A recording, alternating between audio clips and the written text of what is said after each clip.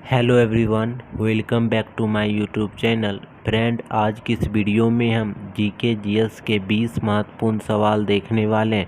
अगर आप किसी भी प्रकार के कॉम्पिटिटिव एग्ज़ाम की तैयारी कर रहे हैं, जैसे कि CHSL, MTS, CGL, CPO, Bihar SSC, Bihar police, UP police, DSSB, MTS, SSC, GD, RPF, SI and constable, ITI, paramedical, अन्य किसी एग्ज़ाम की तैयारी कर रहे हैं, तो ये क्लास आपके एग्ज़ाम के लिए काफ़ी हेल्पफुल होने वाला है। जो भी दोस्त चैनल पर पहली बार आए, चैनल को ज़रूर सब्सक्राइब कर लें और बेल आइकन को प्रेस कर दें, क्योंकि इस चैनल पर इसी तरह के वीडियो अपलोड किए जाते हैं जो आपके एग्ज़ाम के लिए काफ़ी हेल्पफुल होगा। ये सारे प्रीवियस ईयर क्वेश्चन हैं और काफ़ी बार रिपीट हुए हैं। चलिए वीडियो को शुरू करते हैं। पहला क्वेश्चन है, आप लोग बताइएगा, विद्युत प्रतिरोध की SI इकाई है। विद्युत प्रतिरोध की SI इकाई क्या है? विद्युत प्रतिरोध की SI इकाई जो है क्या होता है? ओम होता है। क्या होता है? ओम। इसको सूचित किया कैसे किया जाता है? ओमेगा से। किससे? ओमेगा से। तो आप लोग याद रखिए किससे SI मात्रा क्या होता है? ओम। इसे डिनोट किया जाता है इस तरह के चिन्ह से। 2 नंबर प्रश्न है, विश्व दाल दिवस किस तिथि को मनाया जाता है? विश्व दाल दिवस किस तिथि को मनाया जाता है? ये आपका MTS में आ चुका है प्रश्न।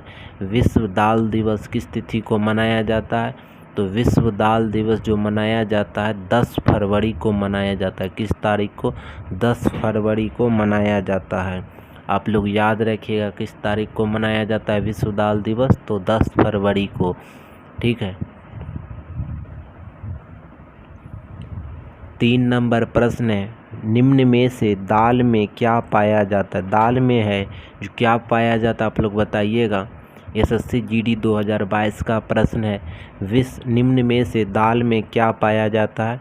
दाल में मुख्य रूप से प्रोटीन पाया जाता है। क्या पाया जाता है? प्रोटीन। सबसे ज़्यादा दाल में क्या पाया जाता है? तो प्रोटीन पाया जाता है। ठीक है, आप लोग याद रखिएगा, आए हुए प्रश्न है। 4 नंबर है, संयुक्त राष्ट्र द्वारा मोटे अनाज वर्ष कब मनाया गया था? संयुक्त राष्ट्र द्वारा मोटे अनाज वर्ष कब मनाया गया था?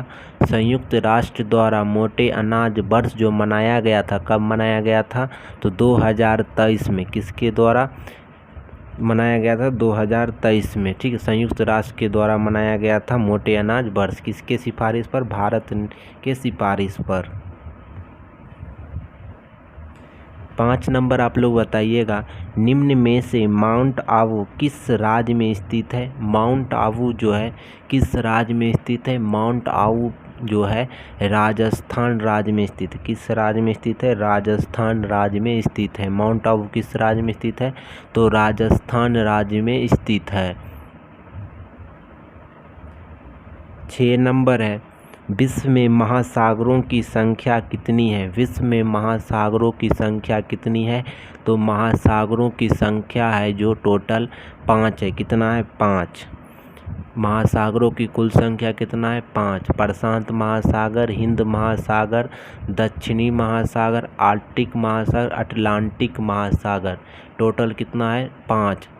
ठीक है, आप लोग याद रखिए कितना है महासागर की संख्या? तो 5। 7 नंबर है, विश्व में महाद्वीपों की संख्या कितनी है?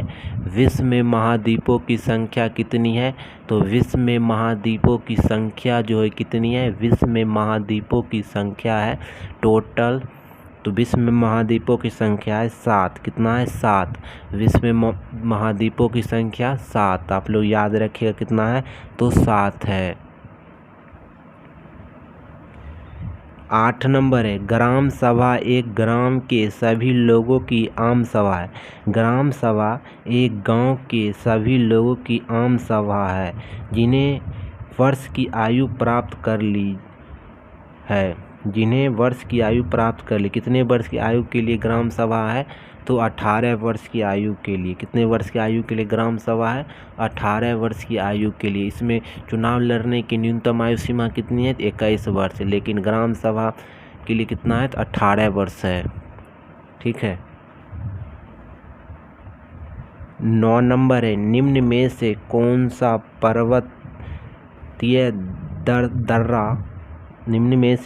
पर्वतीय दर्रा भारत, चीन और म्यांमार की त्रिसंधि का निर्माण करता है? कौन सा दर्रा है जो संधि का निर्माण करता? भारत, चीन, म्यांमार के साथ कौन सा दर्रा जुड़ा हुआ है? तो दीफू दर्रा। कौन सा दर्रा? दीफू दर्रा। कौन सा दर्रा जुड़ा हुआ भारत, चीन और म्यांमार के साथ? तो दीफू दर्रा जुड़ा हुआ है। ठीक है, याद रखिएगा आप लोग, कौन सा दर्रा जुड़ा हुआ है? तो दीफू दर्रा जुड़ा हुआ है।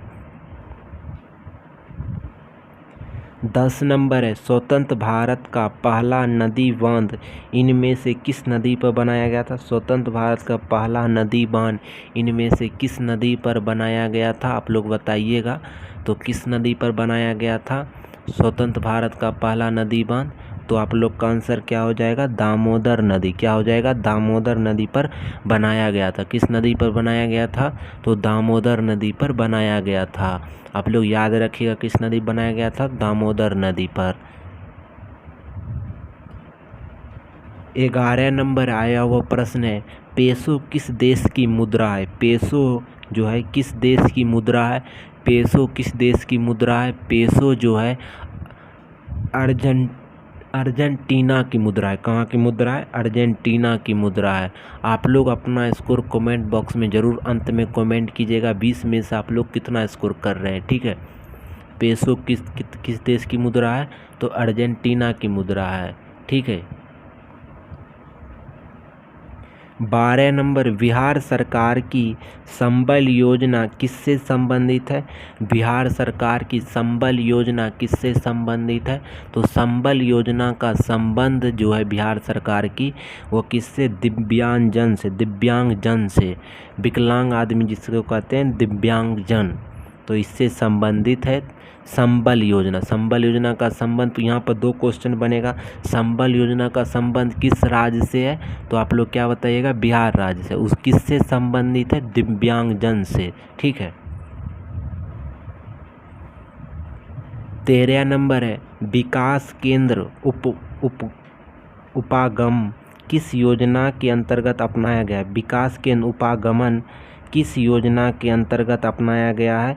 विकास केंद्र उपागमन, 9 छूट गया यहाँ पे, उपागमन किस योजना के अंतर्गत अपनाया गया है? तो चौथी पंचवर्षीय योजना के अंतर्गत। किस योजना के अंतर्गत? चौथी पंचवर्षीय योजना के अंतर्गत अपनाया गया था। ठीक है।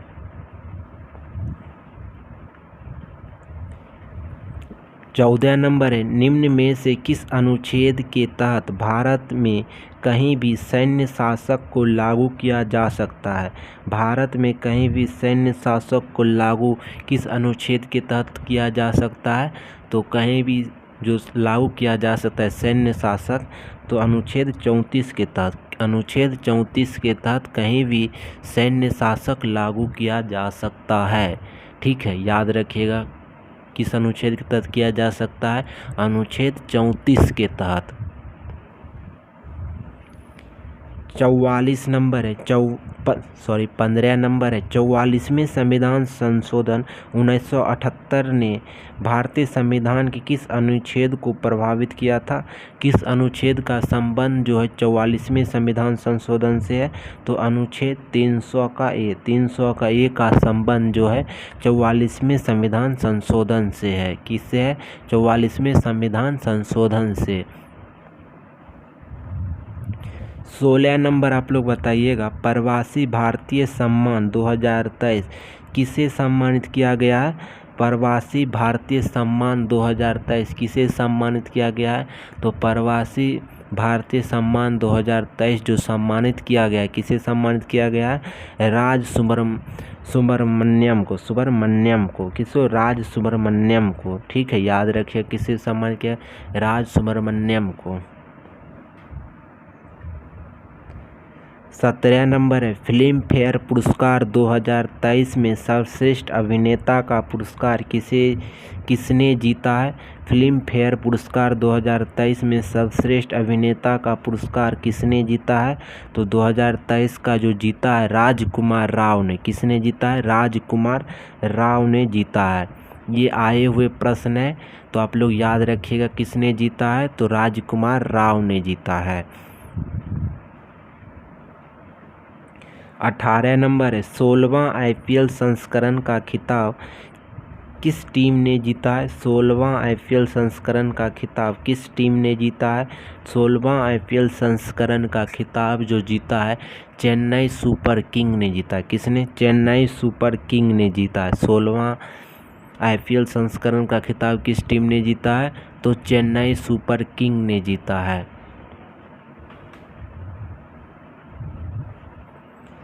19 नंबर है, इनमें से कौन सा देश सार्क का सदस्य नहीं है? सार्क का सदस्य नहीं है, कौन सा देश इसमें से सार्क का सदस्य नहीं है?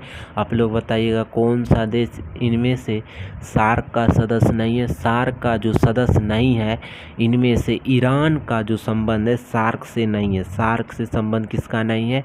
ईरान का संबंध नहीं है। ठीक है, आप लोग याद रखिएगा किस देश का संबंध सार्क से नहीं है, तो ईरान का संबंध सार्क से नहीं है। तोंगमोंग सोंग झील किस भारतीय राज्य में स्थित? तोंगसो मोंग झील किस भारतीय राज्य में स्थित है? तोंगसो मोंग झील जो है किस भारतीय राज्य में स्थित है? तो सिक्किम में स्थित है। तोंगसो मोंग झील किस राज्य में है? तो सिक्किम में स्थित है। तो आप लोग याद रखिए तोंगसो मोंग झील किस राज्य में स्थित है। तो ये इम्पोर्टेंट क्वेश्चन है आप लोग के लिए, किसी भी एग्जाम में बैठिएगा तो इस प्रश्न को देखने को मिल सकता है आप लोग का। तो आप लोग याद रखिए किस राज्य में है, तो सिक्किम राज्य में है। दोस्तों आप लोग का अगर ये वीडियो पसंद आया तो वीडियो कर दीजिएगा लाइक, दोस्तों के साथ कर दीजिए शेयर। जय हिंद जय भारत के साथ आज की वीडियो को यहीं समाप्त करते हैं आप। ठीक है।